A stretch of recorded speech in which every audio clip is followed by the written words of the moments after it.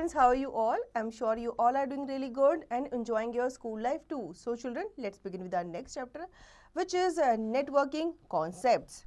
Things to learn: computer network, components of a network, networking hardware, types of computer network, network topology, network architecture, network protocol, transmission of data in a network, network security. Adi, dear Robo, what is a computer network? How does it work? Look like? What are its uses? Robo Adi, after reading this chapter, you will be familiar with computer networks. Let us discuss what a computer network is and how it is useful for us. तो इस chapter में हमने पढ़ने वाले हैं कि computer जो होते हैं वो एक साथ कैसे काम करते हैं, एक दूसरे से कैसे वो कनेक्टेड होते हैं एक नेटवर्क के थ्रू और कैसे अपने डेटाज वगैरह वो शेयर करते हैं. You must have noticed the different types of network in your daily life. Let's see the concept of networks with the help of following examples. Television and radio networks, mobile and landline telephone networks, a network of trains, a network of bank ATMs for financial transaction. These networks play a vital role in your life, daily life, to fulfill the requirement of communication. The internet is an example of a computer network that spreads all across the world. तो जो computers network होते हैं वो आपस में connected होते हैं किसके थ्रू? इंटरनेट के थ्रू. आजकल आपने टेलीविज़न रेडियो नेटवर्क्स देखे हैं जिनमें आपका जो भी न्यूज़ है या जो भी चीज़ है, सीरियल्स वगैरह जो टेलीकास्ट होते हैं तो वो एक नेटवर्क के थ्रू ही टेलीकास्ट होते हैं. इवन जब आप मोबाइल पे बात करते हो या लैंडलाइन पे बात करते हो तो उसका भी क्या होता है? एक नेटवर्क होता है. नेटवर्क ऑफ ट्रेन्स होता है, कौन सी ट्रेन कितने बजे आने वाली है, कौन सी ट्रेन डिले हो रही है, तो ये भी आपको नेटवर्क के थ्रू ही पता चलता है. इवन आपके जो बैंक के ट्रांजैक्शंस होते हैं, एटीएम मशीन वगैरह होती हैं, तो ये सब भी क्या करते हैं? नेटवर्क के थ्रू ही वर्क करते हैं. Computer network. A computer network is made up of multiple connected computers and other computing devices that communicate over a wired or wireless medium to share their information and resources with each other. The computers on a network may be linked through cables, telephone lines, radio waves, satellites etcetera. तो computer जो network जो होते हैं वो आपस में दूसरे computers को कनेक्ट करते हैं ताकि उनसे डेटाज वगैरह शेयर किया जा सके अपने प्लेस पे बैठे बैठे. पहले क्या होता था? आप लोग चिट्ठी भेजते थे, लेटर्स वगैरह भेजते थे तो वो पहुंचने में टाइम लगता था, फिर उसका रिप्लाई आने में भी काफ़ी टाइम लगता था. आजकल क्या हो गया है? नेटवर्क हो गया, इंटरनेट हो गया, इसके थ्रू कंप्यूटर्स जो होते हैं वो एक साथ कनेक्टेड हो जाते हैं नेटवर्क के थ्रू, जिसके थ्रू आप अपने जो भी मेल्स हैं, जो भी क्वारीज हैं, जो भी चीज़ें आप क्या कर सकते हो? शेयर कर सकते हो. इवन आपके जो रेडियो वेव्स होती हैं, सैटेलाइट्स होती हैं, ये भी नेटवर्क के थ्रू कनेक्टेड होती हैं और आपका कंप्यूटर जो होता है वो किसी नेटवर्क से लिंक्ड होता है through cables, telephone lines etcetera. Thus, when multiple computers and other devices are interconnected through a wired or wireless medium to share information and other resources, it is called a computer network. तो जिसमें आपके काफ़ी सारे multiple computers जो होते हैं एक दूसरे से कनेक्टेड होते हैं, चाहे वो वायर से कनेक्टेड हो या वायरलेस मीडियम से कनेक्टेड हो, वो आपका एक कंप्यूटर नेटवर्क बनाते हैं. In a network, connected computers can communicate with each other as well as they can also work independently. Each computer in a network is called a node. अब इस network में क्या होता है? कंप्यूटर जो होते हैं एक दूसरे से क्या कर पाते हैं? कम्युनिकेट कर पाते हैं. वो इंडिपेंडेंटली तो काम करते ही हैं और वो ग्रुप में भी काम करते हैं. तो हर एक कंप्यूटर जो होता है उस नेटवर्क का वो एक नोड कहलाता है. Think and share what is node और वर्क स्टेशन. तो ये आपको बताना है कि नोड या वर्क स्टेशन क्या होता है. Advantage of networking. Following are the advantages of computer networking. Communication networks make it possible for people to communicate with each other even when they are present at different geographical locations. Resource sharing. Computers connected to a network can share resources, equipments and devices including printers and hard drives. So in a office where hundreds of computers are working, networks facilities save a huge cost of providing individual resources to the individual computers. Information sharing. Information stored in the network computers can quickly and easily be shared among each other. This allows the timely updation of critical information being used by the other on the network. Scalability, a network can be easily expanded by bringing in more computers as and when required. Reliability, a critical task can be shared between multiple computers such that even if a couple of computers go down, the task is not stopped but is simply taken up by the other computers. Security of data. Networks ensure greater security of stored data by enforcing authenticity and authorization rules for the users. Preserving information, it is difficult to maintain regular backups on a number of standalone computers. When you keep backups on a central location, you have one place to look for the lost information. अब इसके advantages हम जान लेते हैं कि क्या होता है एडवांटेजेस ऑफ नेटवर्किंग। सबसे पहले तो आप इजीली क्या कर पाते हो, कम्युनिकेट कर पाते हो किसी भी दूसरे लोकेशन पे बैठे हुए किसी भी पर्सन से। आपकी रिसोर्स शेयरिंग भी हो जाती है, आप इसके थ्रू अपने इक्विपमेंट, डिवाइसेस जिसमें आपके प्रिंटर एंड हार्ड ड्राइव्स आते हैं, इनको भी आप शेयर कर पाते हैं। आप इन्फॉर्मेशन शेयर कर पाते हैं, कोई भी इन्फॉर्मेशन जो आपको लगता है कि अभी पहुंचनी चाहिए उस पर्सन को, तो वो उसी टाइम पहुंच जाती है। स्केलेबिलिटी होता है, आपका जो नेटवर्क होता है उसको आप इजीली क्या कर पाते हैं, एक्सपैंड कर पाते हैं, जिसमें आपके और कंप्यूटर्स भी क्या हो जाते हैं, कनेक्ट हो जाते हैं। रिलायबिलिटी रहती है, आपको पता है कि आपका जो क्रिटिकल से क्रिटिकल टास्क है वो भी मिनटों में हो जाएगा। सिक्योरिटी ऑफ डेटा रहता है, क्योंकि इसमें आपको पता होता है कि इसमें आप ऑथेंटिसिटी के साथ और ऑथराइजेशन के साथ काम करेंगे, या वहाँ पे रूल्स आप सेट कर पाएंगे और वो रूल जो होगा वो सबके लिए होगा। आप अपनी इंफॉर्मेशन को प्रिजर्व भी करके रख सकते हैं, क्योंकि कभी कभी क्या होता है, एक ही कंप्यूटर में बहुत सारा डाटा स्टोर करके रखना नामुमकिन सा हो जाता है। अगर आपके पास अलग अलग कंप्यूटर्स होंगे एक ही नेटवर्क पे, तो आप सब में आप थोड़े थोड़े डेटास सेव करके रख सकते हो। Now, components of a network. There are 5 basic components of a computer network. First one is message.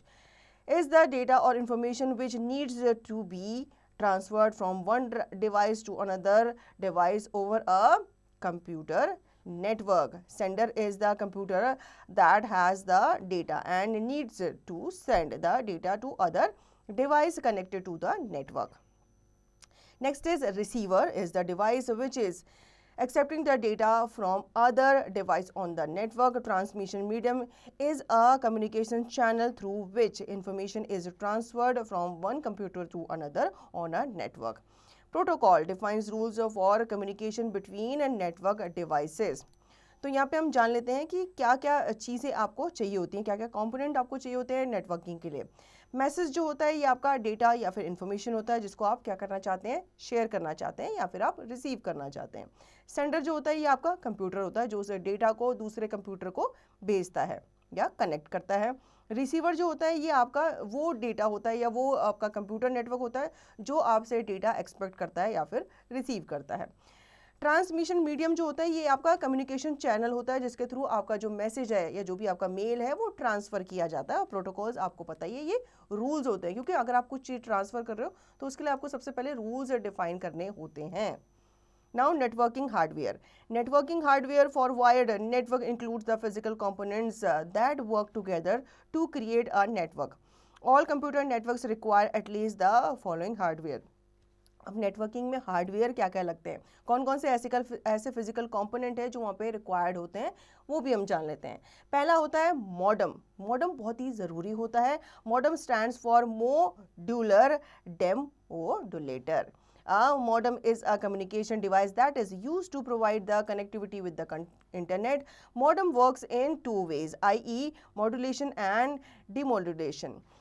It converts the digital data into the analog and analog to digital. Hence, a modem modulates as well as demodulates the signal. Speed of a modem is measured in bps, bits per minute. तो modem stand करता है modulator और demodulator पर, क्योंकि ये क्या करता है, आपके जितने भी सिग्नल्स होते हैं उनको ये मॉड्यूलेट करता है और डीमॉड्यूलेट करता है, मतलब रिसीव भी करता है और उसको भेजता भी है। नेटवर्क इंटरफेस कार्ड, NIC जिसे हम कहते हैं, also known as a LAN card और Ethernet card, is the most important component of the networking hardware. It provides a hardware interface between the network and the computer. It connects a computer to a cable which in turn links all of the computers on the network together. Information from the computer is transmitted through NIC connected on the motherboard of CPU. Next आपको लगता है NIC, इसका picture आपको दिख रहा है side में, इस तरह का क्या होता है, इसे हम लैंड कार्ड या फिर ईदर कार्ड भी कहते हैं और ये मोस्ट इम्पॉर्टेंट कंपोनेंट माना जाता है नेटवर्किंग हार्डवेयर का। ये एक तरह का आपको हार्डवेयर इंटरफेस प्रोवाइड करता है एक नेटवर्क और एक कंप्यूटर के बीच में। ये आपके कंप्यूटर को केबल से क्या करता है, कनेक्ट करता है, जो कि सारे लिंक आपके कंप्यूटर से और आपके नेटवर्क से आपको दिखाता है या उसको एक साथ लेकर के आता है। Hubs and switches. Hubs and switches are boxes to which computers, printers and other networking devices are connected. Their function is to direct information around the network, facilitating communication between all the connected devices. Hubs were the preferred medium in earlier times, but now switches are used because of their efficiency. A switch is often termed as a smart hub. Each computer on a network is connected to the hub switch via Ethernet cable. इसके बाद आपका hubs and switches आते हैं। ये आपके क्या होते हैं, बॉक्सेस होते हैं इस तरीके से जैसे आपको यहाँ पे पिक्चर पे दिखाया गया है। ये आपके कंप्यूटर या फिर प्रिंटर के साथ या फिर आपके नेटवर्किंग डिवाइसेस के साथ क्या होते हैं, कनेक्टेड होते हैं या इनको ये एक साथ कनेक्टेड करते हैं। इनका फंक्शन होता है कि आपको डायरेक्ट इन्फॉर्मेशन ये ला करके देते हैं अराउंड द नेटवर्क। हब्स जो होते हैं ये आपके प्रीफर्ड मीडियम थे अर्लियर टाइम्स के, आजकल इनको रिप्लेस कर दिया गया है स्विचेस के द्वारा। You should know there are two types of hubs, active hubs and passive hubs. Active hubs amplify the signal, that is why sometimes used as a repeater. अब यहाँ पे जानना बहुत ज़रूरी है कि hubs जो है वो दो तरह के होते हैं, एक होते हैं आपके active hubs और दूसरे होते हैं आपके passive hubs. Now network operating system, जिसे हम NOS भी कहते हैं, our network operating system contains components and programs that allows our computer to serve requests from other computers for data and other resources such as printer and file systems. Examples of NOS are Windows NT, Windows XP, Windows 2000, Linux, NetWare, DS2, etc. तो network operating system के बारे में जान लेते हैं। ये आपके components and programmes को कनेक्ट करता है जिनमें आपके कंप्यूटर्स जो होते हैं वो आपकी रिक्वेस्ट को सर्व करते हैं फ्रॉम द कंपोनेंट ऑफ और data and other resources. Now router. A router is a networking device used to connect and facilitate transfer of information between two networks. Routers are located at the gateway where two networks connect. In simple words, we can say that a router connects two networks. तो router इस तरीके का होता है, आपके घर में भी वाईफाई जब लगाने वाले आते हैं तो ये आपको देते हैं। राउटर जो होता है ये आपका नेटवर्किंग डिवाइस होता है जो कि आपको इन्फॉर्मेशन को ट्रांसफ़र करने में क्या करता है, हेल्प करता है। अब आप क्या करते हैं, इंटरनेट पे कोई भी चीज़ डाउनलोड करते हैं, कुछ भी चीज़ आप वहाँ से लेते हैं या वहाँ पे आप अप्लाई करते हैं, कुछ भी वहाँ पे पोस्ट करते हैं, तो इस चीज़ में ये आपको क्या करता है, एक गेटवे प्रदान करता है। Types of computer networks. There are various types of computer networks. Among them, commonly used ones are given below. Personal area network जिसे हम PAN भी कहते हैं। PAN is a computer network that is mainly created for an individual person to connect a laptop, a cell phone and or a handheld computing device such as PDA or smartphones. PAN can be either wired or wireless. The area of PAN is typically a fewer meter. PAN जो होता है ये आपका personal area network माना जाता है और ये सिर्फ इंडिविजुअल पर्सन ही यूज़ कर सकता है। इसमें आप अपना लैपटॉप कनेक्ट कर सकते हैं, अपना स्मार्टफोन कनेक्ट कर सकते हैं, अपना पीडीए वगैरह कनेक्ट कर सकते हैं। ये आपको कुछ मीटर तक ही, कुछ दायरे तक ही आपको एक सर्विस प्रोवाइड करता है। जैसे आपके घर में वाईफाई होता है, जैसे आप घर पे रहते हैं तो आप उसको यूज़ कर पाते हैं, जैसे आप घर से दूर जाते हैं तो आप उसे यूज़ नहीं कर पाते क्योंकि वो उसी रेंज में ही अपने जो आपका नेटवर्क है उसे चलाता है।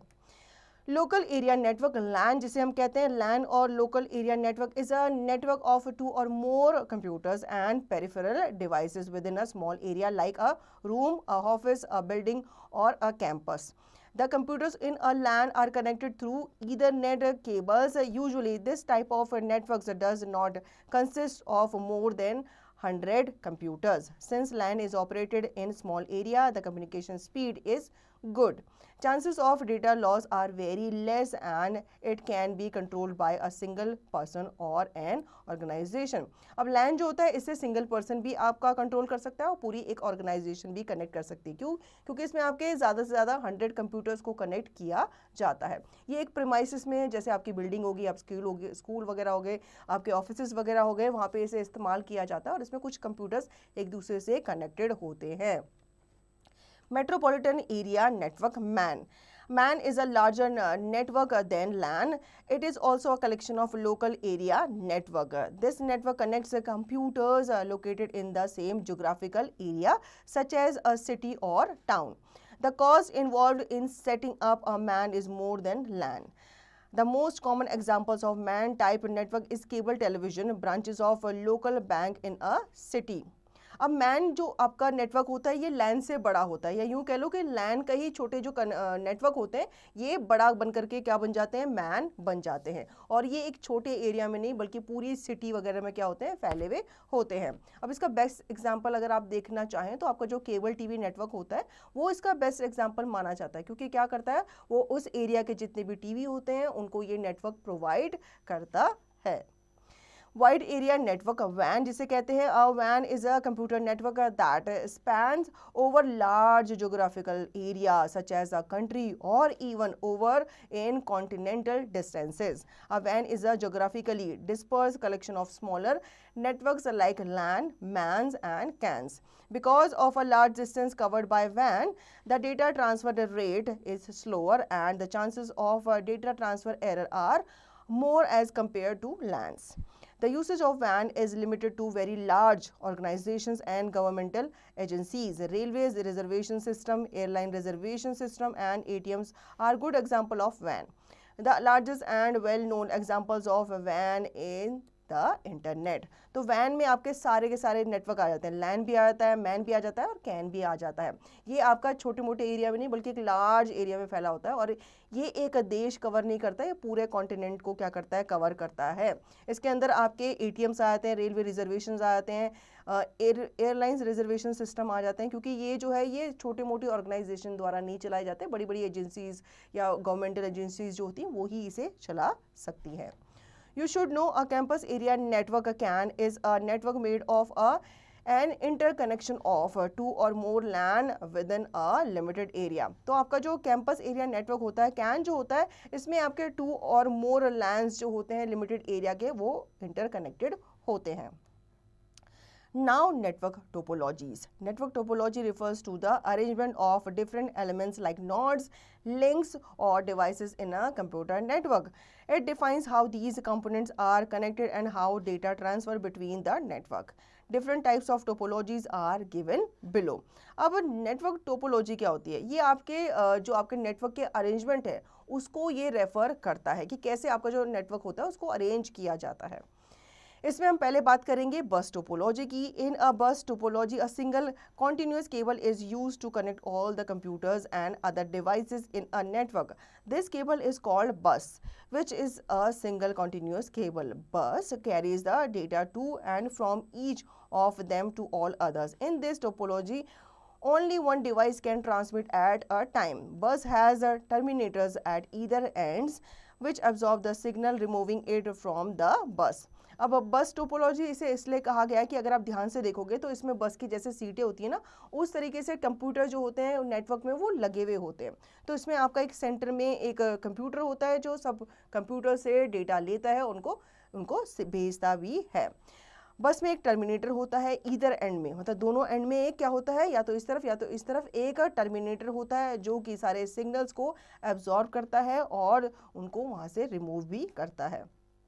Star topology. In a star topology, all the computers are connected to a central device called hub or switch. All the information pass through the hub or switch before it can be transferred to the destination. अगर हम star topology की बात करें तो उसका नाम star इसलिए रखा गया है क्योंकि ये स्टार शेप में कंप्यूटर्स को क्या करता है, कनेक्टेड करता है. इसमें एक सेंट्रल कंप्यूटर होता है, सेंट्रल डिवाइस होता है जिसे हब या फिर स्विच कहते हैं. इसी से आपके जितने भी कंप्यूटर होते हैं वो कनेक्टेड होते हैं. Ring topology. In a ring topology the computers are connected with each other in a closed loop so that each device connected to two other devices on one either side, forming a kind of ring. Data travels only in one direction in a ring. Each system can pass data to its adjacent system. यहाँ पे आपको ring topology का example दिया गया है। इसमें एक computer जो होता है वो दो कंप्यूटर से कनेक्टेड होता है। तो इस तरीके से क्या होता है, वो क्या बनाते हैं, एक रिंग बना रहे होते हैं। आपने यहाँ पे देखा होगा, जैसे डिवाइस 1 जो है वो डिवाइस 2 डिवाइस 6 से कनेक्टेड है, डिवाइस 2 जो है ये डिवाइस 1 डिवाइस 3 से कनेक्टेड है। तो इस तरीके से ये क्या बना रहे होते हैं, रिंग बना रहे होते हैं, और इसी फॉर्म में ये डेटा भी ट्रांसफर करते हैं। Now critical thinking, Samir is trying to make a LAN network using Bluetooth technology. Is that possible? Now maze topology. It is a type of network setup where each of the computer and network device are connected with one another. A maze topology is most often used in large backbone networks in which failure of a single switch or router can result in a large portion of a network going down. Mess topology जो होती है, इसमें आपके mess में जैसे आपके hostel का जो खाना होता है उसमें मेस में जैसे लोग खाते हैं, वहाँ पे जैसे टेबल्स वगैरह लगे होते हैं, तो इस तरीके से यहाँ पे आपके कंप्यूटर्स कनेक्टेड होते हैं और ये आपका एक लार्ज बैकबोन नेटवर्क के थ्रू आता है। इसमें आपका अगर एक सिंगल फॉल्ट भी हुआ या कोई एक सिंगल नेटवर्क कंप्यूटर फेल हो जाता है या सिंगल स्विच या राउटर फेल हो जाता है तो ये लार्ज पोर्शन ऑफ नेटवर्क को इफेक्ट करता है। Critical thinking, if you want to create a LAN network in circular fashion, then which type of topology best suits for you? अगर आप LAN नेटवर्क क्रिएट करना चाहते हैं एक सर्कुलर पैशन में, तो आप कौन सी टोपोलॉजी को फॉलो करेंगे? Now hybrid topology, a combination of two or more topology is known as hybrid topology. For example, a combination of star and ring topology is known as hybrid topology. तो hybrid आप topology में आपकी दो topology का combination आ जाता है, जैसे कि आपका स्टार और रिंग, दोनों टोपोलॉजीज के अंदर आप क्रिएट कर सकते हो। नेटवर्क आर्किटेक्चर के बारे में जान लेते हैं। A network architecture is an overall design of a computer network that describes how a computer network is configured and what strategies are being used in it. Network architectures are mainly of the following two types. अब architecture से आप समझ गए होंगे कि आपकी जो building वगैरह होती है उसका सबसे पहले क्या तैयार होता है, डिज़ाइन तैयार होता है, मैप तैयार होता है। तो इसमें भी आपका नेटवर्क आर्किटेक्चर क्या करता है, ये आपके कंप्यूटर नेटवर्क का एक डिज़ाइन तैयार करता है ताकि वो डिस्क्राइब कर सके कि आपका जो नेटवर्क है वो कैसे कॉन्फ़िगर्ड होगा, किस स्ट्रैटेजीज पे वो काम करेगा। Peer to peer architecture. In peer-to-peer architecture, all the computers in a computer network are connected with every computer in the network. Every computer in the network uses the same resources as other computers. There is no central computer that acts as a server. Rather, all computers act as a server for the data that is stored in them. Peer-to-peer architecture में आपके जितने भी computers होते हैं computer network में, वो हर एक computer से कनेक्टेड होते हैं। इसमें कोई सेंट्रल कंप्यूटर नहीं होता, जो कंप्यूटर होते हैं वो एक साथ एक दूसरे से डायरेक्टली कनेक्टेड होते हैं। Client server architecture. In client server architecture a central computer acts as a hub and serve all the request from client computer. All the share data is stored in the server computer which is shared with the client computer. When a request is made by the client computer, all the communication takes place through the server computer. For example, if a client computer wants to share the data with other client computers, then it has to send the data to server first, and then the server will send the data to other clients. Client server architecture में आपका क्या होता है, एक central computer होता है, वो act करता है एज ए हब और क्या करता है, वो सर्व करता है रिक्वेस्ट किसकी, क्लाइंट कंप्यूटर्स की। इसमें आपके डेटाज शेयर्ड होते हैं to store in the server computer, जो कि आपके क्लाइंट कंप्यूटर की रिक्वेस्ट पे ही क्या करते हैं, काम करते हैं। सपोज आपके किसी भी क्लाइंट को, कंप्यूटर क्लाइंट को आपका डेटा शेयर करना है, कोई भी डेटा अपना शेयर करना है दूसरे क्लाइंट कंप्यूटर के साथ, तो वो रिक्वेस्ट भेजेगा सर्वर को पहले, फिर सर्वर उस डिटेल को या उस डाटा को अदर क्लाइंट्स को सेंड करेगा। Network protocol. In order to establish a reliable communication or data sharing between two different devices, we need a setup of rules that are called protocol. A protocol is a set of rules that are agreed by both the sender and the receiver. Without a protocol, two devices can be connected to each other, but they cannot communicate. There are several protocols which are given below. Protocol क्या होते हैं? एक set of rule होते हैं जिनको आपको follow करना होता है. तो ये कंप्यूटर नेटवर्क में भी इसको प्रोटोकॉल बनाए जाते हैं ताकि कोई भी रूल ब्रेक ना कर सके और काम जो है वो सिस्टमेटिकली हो सके. तो यहाँ पे कुछ प्रोटोकॉल्स हमें बताए गए हैं, जैसे कि HTTP hypertext transfer protocol. It is a set of rules that defines how the web page transfer information like documents, file, image, video between computer over network. तो ये हमें बताता है कि एक वेब पेज जो है वो कैसे इन्फॉर्मेशन को ट्रांसफर करेगा. इन्फॉर्मेशन लाइक आपके जो डॉक्यूमेंट होते हैं, फाइल होते हैं, images etcetera.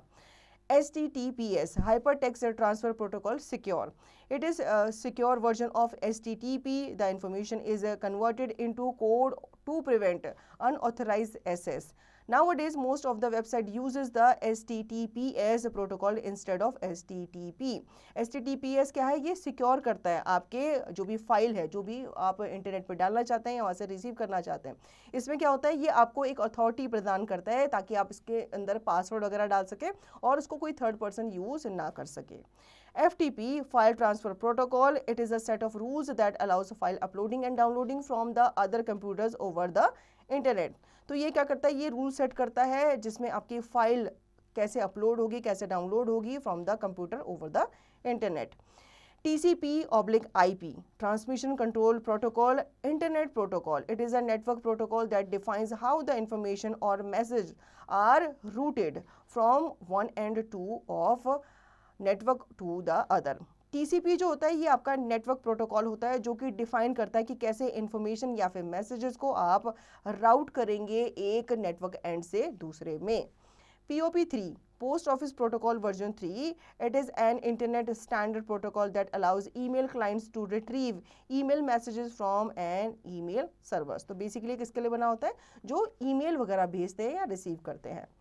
IMAP Internet Message Access Protocol. It is an email protocol that stores email messages on a mail server and allows the user to view, access and manipulate the message on the mail server from their computers. तो ये भी क्या होता है? ये भी एक email protocol आपका डिसाइड करता है कि आपके जो ईमेल स्टोर्ड हैं वो आपके मेल सर्वर में आपको अलाउ करते हैं कि आप कैसे उसको व्यू करते हैं, एक्सेस करते हैं और मैनिपुलेट करते हैं. SMTP Simple Mail Transfer Protocol. It is an email protocol for sending email message across the internet. तो ये जो होता है ये प्रोटोकॉल सेट करता है कि कैसे आप ईमेल जो है अक्रॉस द इंटरनेट सेंड करते हैं. Transmission of data in a network. Data is transmitted over a network in the form of signals. To make the signals travel from one computer to another, a communication channel is required. This channel can be set up using both wired and wireless networking technologies. The choice of technology for setting up a network depends on the type of data to be transmitted, the speed of transmission and transmission distance. तो transmission of data in a network क्या होता है? जब भी आपका data transmitted होता है किसी भी नेटवर्क में तो वो एक सिग्नल की फॉर्म में ही ट्रांसफ़र होता है. इन सिग्नल्स को ट्रांसफ़र करने के लिए एक कंप्यूटर से दूसरे कंप्यूटर पे आपका कम्युनिकेशन चैनल रिक्वायर्ड होता है. ये जो चैनल होता है ये सेटअप करता है आपकी वायर एंड वायरलेस नेटवर्किंग के थ्रू. अब आप इसमें टेक्नोलॉजी को जो चूज़ कर सकते हो वो अपने हिसाब से उसे सेट कर सकते हो नेटवर्क के हिसाब से. तो डिपेंड करता है आपके टाइप ऑफ डेटा जिसको आप ट्रांसफ़र करना चाहते हैं. Wire networking technology. In wire networking technology, data is transmitted through a physical medium such as wire, hence the name wired. Cable TV networks and telephone networks are example of wired networks. A local area network where computers are connected via wires is also an example of a wired network. Different types of wires or cables are used for connected computers in a wired network. The most important ones are twisted pair cables, coaxial cables and fiber optic cables. Let us learn about them. Twisted pair cable is a low-cost cable used for joining computers in a network. It provides a fair data transmission speed. Coaxial cables provide better transmission speed than twisted pair cables. Optical fiber cables are thin hair-like glass cables where data is carried through the light pulses at a very high speed. अब wired network technology से आप समझ गए होंगे, जिसमें wire जो होते हैं ये आपके कंप्यूटर से या आपके टेलीफोन लाइन से कनेक्टेड होते हैं, जिसके थ्रू आप क्या कर पाते हैं, उस नेटवर्क को यूज़ कर पाते हैं। इसमें आपके ट्विस्टेड केबल्स होते हैं जो आपकी लो कॉस्ट केबल मानी जाती हैं, जो कि आपके कंप्यूटर्स को एक नेटवर्क से ज्वाइन करती है और ये प्रोवाइड करती है a fair data transmission speed.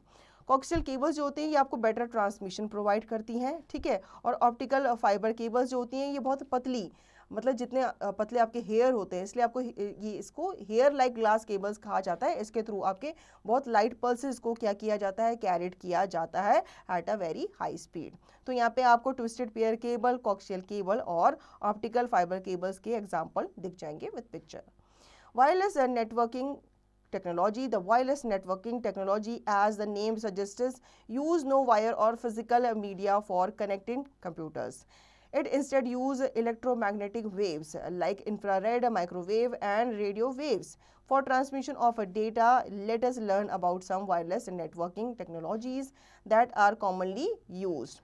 तो अब हम बात करेंगे वायरलेस टेक्नोलॉजी के बारे में, क्योंकि पहले क्या होता है, आपका कंप्यूटर या आपका टीवी जो होता है वो किसी ना किसी वायर से कनेक्टेड होता है, लेकिन वायरलेस में क्या होता है, आपको सिर्फ इलेक्ट्रोमैग्नेटिक वेव्स को कनेक्ट करना होता है, इसमें कोई भी वायर जो है इन्वॉल्व नहीं होती। Infrared technology allows computing device to communicate via short range wireless signals. With infrared, computers can transfer files and other digital data bidirectionally.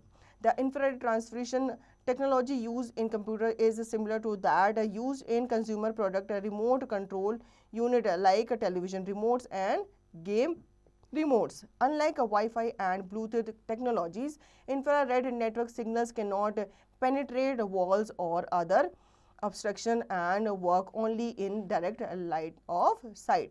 तो इंफ्रारेड टेक्नोलॉजी जो होती है, जो आपके एसी के रिमोट, टीवी के रिमोट में यूज़ की जाती है। इसमें आप बैटरी से, जैसे आप देखते हो, आप अपने टीवी के चैनल चेंज कर पाते हो, अपने एसी वगैरह आप ऑन एंड ऑफ कर पाते हो। लेकिन अगर इसके बीच में कोई ऑब्स्ट्रक्शन आ जाए, कोई वॉल आ जाए या कोई भी चीज़ आ जाए, तो फिर आप देखते हो आपका जो रिमोट है वो काम नहीं करता। Bluetooth technology. Bluetooth is a wireless protocol used to wirelessly link phones, computers and other network devices over short distance, typically up to 30 feet, 10 meters. Compared to Wi-Fi, Bluetooth networking is much slower, more limited in range and supports fewer devices. Some devices using this technology are Bluetooth printers, Bluetooth keyboards, Bluetooth cameras, Bluetooth mouse, Bluetooth headset and Bluetooth mobiles. अब आपने देखा होगा कि आजकल Bluetooth जो है ये आपके कंप्यूटर में, फ़ोन में, हर जगह आपको मिल जाता है। इसके थ्रू आप बिना वायर के अपने कंप्यूटर को किसी भी चीज़ से कनेक्ट कर सकते हैं। इवन आजकल जो प्रिंटर आते हैं वो भी आपके वायरलेस ही आते हैं, ब्लूटूथ कनेक्शन के साथ आते हैं। हालांकि इनकी स्पीड जो होती है वो थोड़ी स्लो होती है, लेकिन फिर भी ये थोड़ा से कारगर माने जाते हैं। Wi-Fi is an abbreviation for wireless fidelity. Wi-Fi is the most popular wireless communication technology used for homes, private business, LAN and public hotspot. A Wi-Fi enables devices such as PC, video games, console, mobile phones or MP3 players can connect to the internet when it comes within the range of a wireless network. Wi-Fi allows us to deploy local area network without wires, thus reduce the cost of the network expansion. Wireless wifi जो है ये आपने हर जगह देखा होगा, घर पे देखा होगा, आपने पब्लिक प्लेसेस में देखा होगा। इससे क्या होता है, इजीली आप अपना फ़ोन, अपना पीसी कनेक्ट कर पाते हो और इंटरनेट यूज़ कर पाते हो। Next is WiMAX technology. WiMAX stands for world wide interoperability for microwave access. WiMAX is a technology stands for long range wireless networking. It operates on the same general principles as Wi-Fi. It sends data from one computer to another via radio signals. A computer, desktop or a laptop equipped with WiMAX would receive data from the WiMAX transmitting station. The main difference between Wi-Fi and WiMAX is that Wi-Fi range is about 30 meters, whereas WiMAX can cover an area within a radius of 50 km with wireless access. WiMAX technology जो होती है ये भी wifi की तरह काम करता है, लेकिन इन दोनों में अंतर सिर्फ यही है कि जो वाईफाई होता है वो within a 30 metre area, मतलब एक घर के बराबर एरिया में ये काम करता है, जबकि WiMAX जो होता है ये 50 किलोमीटर तक के एरिया को कवर करता है। Subject integration. Do you know the difference between Wi-Fi, Bluetooth and infrared as communication technologies? Go online and gather some information on this. तो आपको ऑनलाइन जाना है और इंटरनेट पे आपको इनके बारे में इंफॉर्मेशन ग्रैब करनी है. Network security. Network security is related to the methods which are required to protect the data and devices in the network. When there are many users on the network, it is important that only the people who are authorized should be able to access and make changes to the data. Thus, it is essential to protect the data. There could be a situation whereas someone wants to modify the data deliberately, or someone may do it by mistake. Someone may wants to steal some important data of the organization. To protect our network from security attacks, a number of steps are taken. These steps are discussed below. तो अब हम बात करते हैं network security के बारे में. Network security जो होती है ये आपको उन मेथड से रिलेट करती है जो कि रिक्वायर्ड होते हैं आपके डेटा को, आपकी इंफॉर्मेशन को प्रोटेक्ट करने के लिए. आप इसमें क्या कर सकते हो, पासवर्ड इसमें डाल सकते हो ताकि आप ही उसे एक्सेस कर सको, क्योंकि कभी कभी क्या होता है कोई दूसरा पर्सन आपकी इन्फॉर्मेशन लीक कर सकता है, उससे चोरी कर सकता है, या उसको वो डिलीट कर सकता है, मॉडिफाई कर सकता है, या उसको कोई ना कोई हार्म पहुंचा सकता है. तो उसके लिए नेटवर्क सिक्योरिटी बहुत ज़्यादा ज़रूरी होती है और ये आप अलग अलग तरीक़ों से कर सकते हैं. जैसे कि first one is login password. By assigning login names and strong passwords to the user of a system, it can be ensured that only authorised people access a computer. This helps in increasing the computer security as well as the network security. अब आप क्या कर सकते हैं कि आप login password कर सकते हैं. आपको अगर लगता है कि आपके कंप्यूटर से कोई थर्ड पर्सन कोई भी चीज़, कोई भी इंफॉर्मेशन चोरी ना कर सके, उसे मॉडिफाई ना कर सके, डिलीट ना कर सके, तो आप अपना लॉगिन आईडी और लॉगिन पासवर्ड बना सकते हैं जिससे आपको ही एक्सेस होगा, आपके कंप्यूटर को ऑन करने का कोई थर्ड पर्सन उसे नहीं ओपन कर पाएगा. Firewall. Firewall is a security system that protects a computer from unauthorized access over a network. A firewall permits only that data to enter or leave a computer network for which permission have been granted by the Computer Network Administration. Firewall जो होता है ये security system होता है, ये आपके computer को protect करता है from unauthorised access over internet. Firewall जो होता है ये उन्हीं डेटा को परमिट करता है जो कि क्या होते हैं, ऑथराइज्ड होते हैं, ऑथेंटिकेट होते हैं, उन्हीं को ये परमिशन देता है और उन्हीं को ही ये ग्रांट करता है. बाकी के दूसरे जितने भी आपके फाइल्स होती हैं या कंप्यूटर्स होते हैं उनको ये अलाउ नहीं करेगा.